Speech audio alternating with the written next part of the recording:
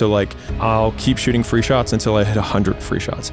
I will run until this happens. I will practice my presentation until I do 0 mess ups, right? Or whatever that output is that you want for quality or quantity.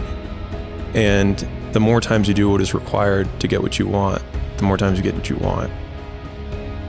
When no one's watching, I work harder than when they're watching.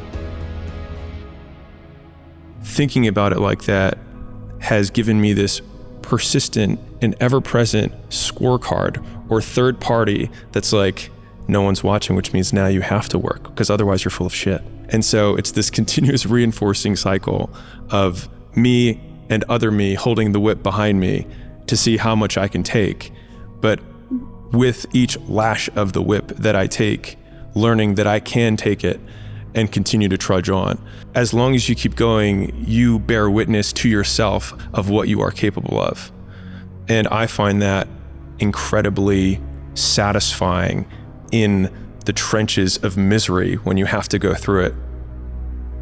Hard work is the goal.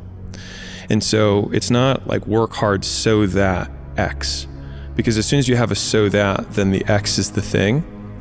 But if the goal is to work as hard as you possibly can, then the only real output we have is who we become along the way.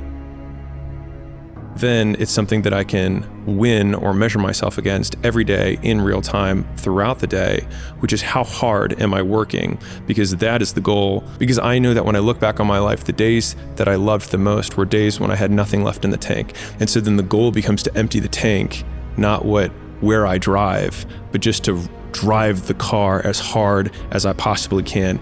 And that means that in the beginning, it's just straightaways and just seeing how high I can rev the engine. But as I become more advanced, it's like, all right, well, now we've got turns, and then it's turns in elevation, and then it's turns in elevation without guardrails because we have risk. And so when I think about how hard I want to work, the interesting thing about that is that the only person who can judge you on your success is you, because you're the only one who knows how much left in the tank you really had.